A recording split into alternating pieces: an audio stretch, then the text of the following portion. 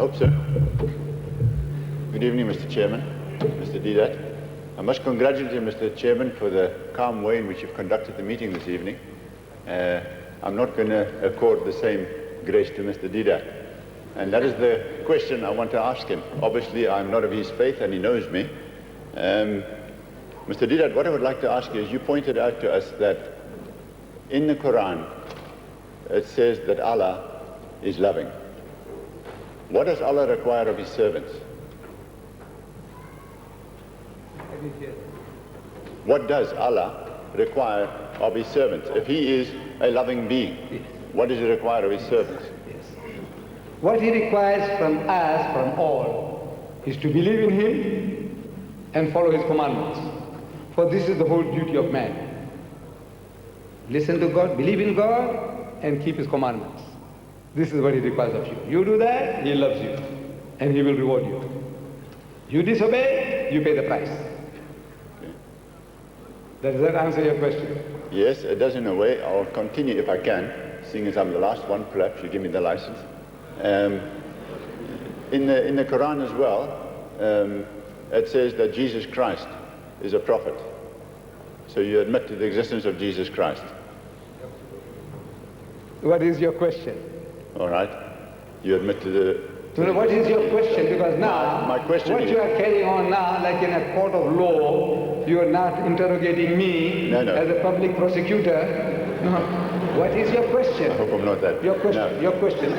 Come to the conclusion of what you have in mind. My question is that Jesus Christ in John chapter 15 tells us that he gives all people a commandment, especially those who follow him, that they love one another as he has loved them. Why? Because he laid down his life for them while they were yet sinners. Now, that is the same love, I believe, that you are telling me that Allah is talking about. Therefore, if you are going to show love towards us, and I mean, you said there was 1.8 billion Christians who don't agree with you. If you were going to show that same love towards us, who are not of the same persuasion of you, why are you antagonistic? Why don't you show that characteristic of love towards these people, hoping to convince them of their error? Jesus Christ is described to be the most loving person on earth. He is supposed to be the Lamb of God, meek and humble. Well, listen to him.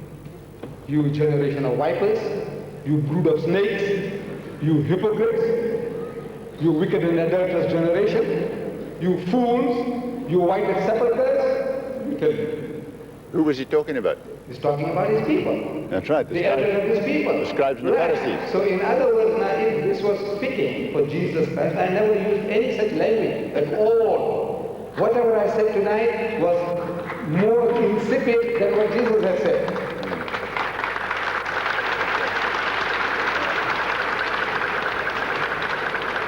And despite this stupendous contrast between the language used by Jesus and me, you still say Jesus is the meek, humble Lamb of God. You still say that.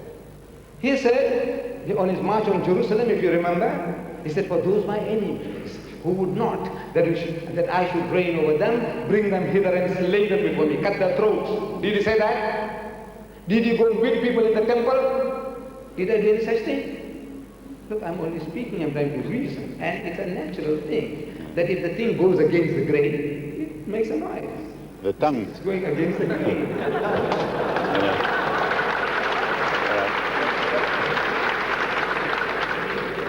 I'm allowed one more just comment on what he said. Right. You know, the one thing I would like to say is, when Jesus Christ castigated the scribes and the Pharisees, the result was that they became totally estranged from him. I'm saying your attitude tonight has perhaps done the same. Thank you.